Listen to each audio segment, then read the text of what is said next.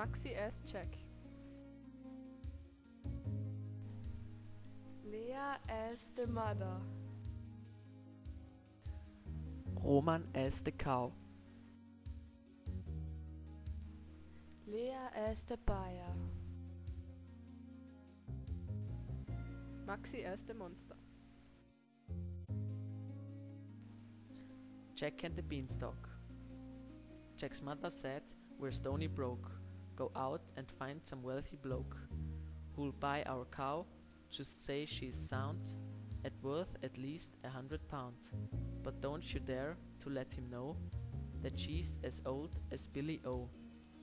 Jack led the old brown cow away and came back later in the day and said, "Oh mumsy dear, guess what you clever little boy has got?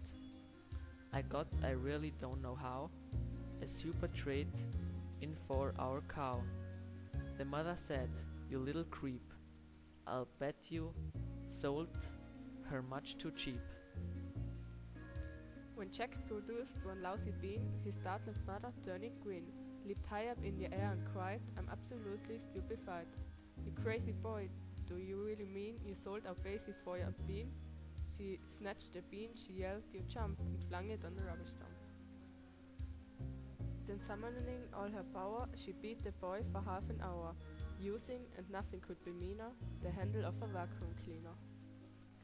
At 10 p.m. or thereabout, the little bean began to sprout. By morning it had grown so tall, you couldn't see the top at all. Young Jack cried, "Mom, admit it now, it's better than a rotten cow." The mother said, "You lunatic, where are the beans that I can pick?" "There's not one bean, it's bare as bare." "No, no," cried Jack, "you look up there. Look very high and you'll behold, each single leaf is solid gold." By gollykins, the boy was right. Now glistening in the morning light, the mother actually perceives as a mass of lovely golden leaves. She yells out loud, "My sainted souls, I'll sell the mini by a rose. Don't stand and grape your little clout, get up there quick and grab the load."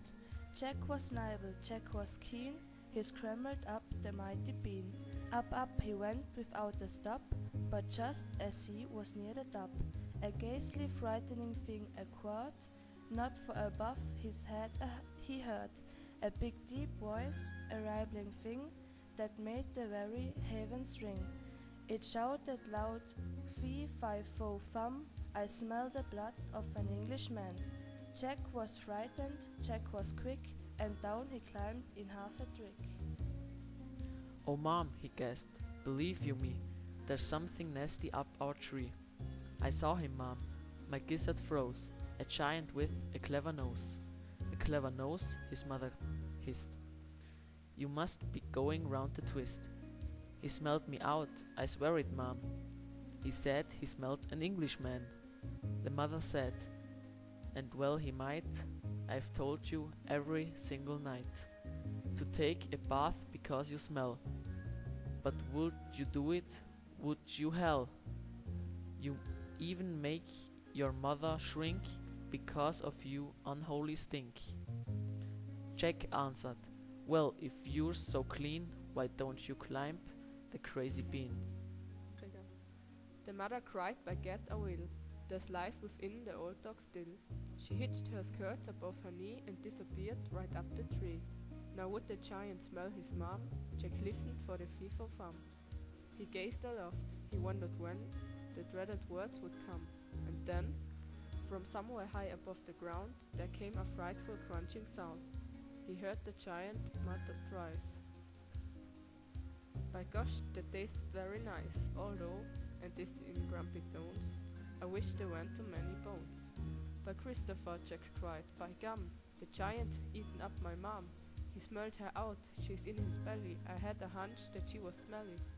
Jack stood there, gazing longingly upon the huge and golden tree. He murmured softly, "Golly gosh, I guess I'll have to take a wash, if I am going to climb this tree without the giant smelling me." In fact, a bath's my only hope. He rushed indoors and grabbed the soap. He scrubbed his body everywhere, he even washed and rinsed his hair. He did his teeth, he blew his nose and went out smelling like a rose. Once more he climbed the mighty bean, the giant sate there gross up skein, muttering through his witcher's teeth, while Jack sat densely just beneath, muttering loud, fee-fi-fo-fum, right now I can't smell anyone. Jack waited till the giant slept, then out along he boughs he crept, and gathered so much gold I swear he was an instant millionaire.